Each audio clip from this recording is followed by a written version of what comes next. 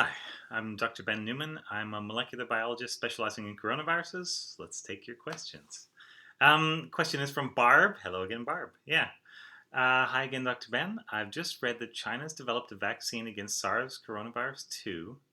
Yeah, they've got several in the works, one at least that is approved for use by their military, but it's still going through the full phase 3 trials for civilian approval. So it's kind of approved, yeah.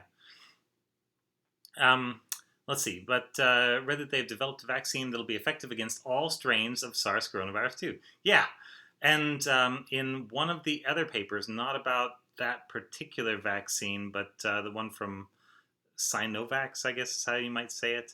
This is a Chinese vaccine company. Um, they actually make a point of saying that, oh, look at this, it's active against all these strains, and that's great. The thing is, all right, first of all, strain is not a precise term. A strain can mean two viruses that are one nucleotide different, and these viruses change just so haphazardly and quickly that that's something that will occur automatically anytime you grow a virus. You'll have at least some mutations somewhere. And so, yeah, you could put one virus in and get 10 strains out if you wanted to take the narrowest possible definition of strain. Where strain is useful is where it actually makes some difference to your immune system.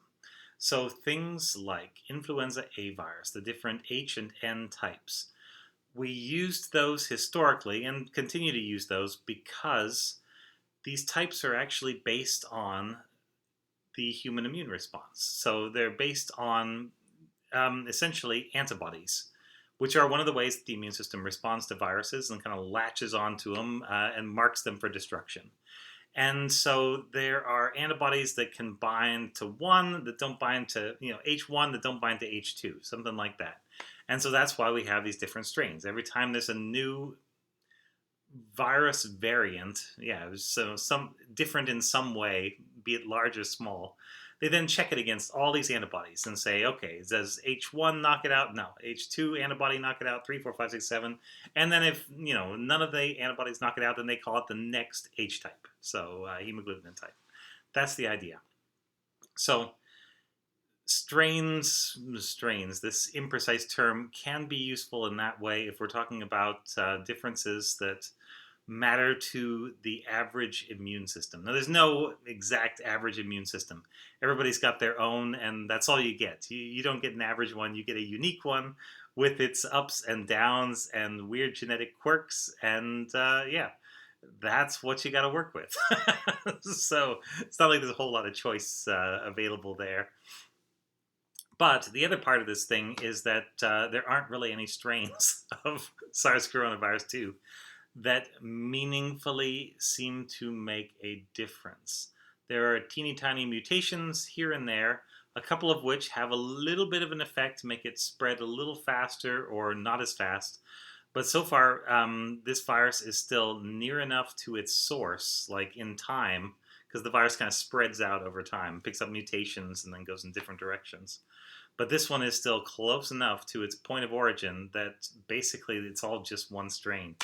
And so, yeah, pretty much any vaccine that anybody makes, if it works against one strain, it'll work against all the strains you can get right now.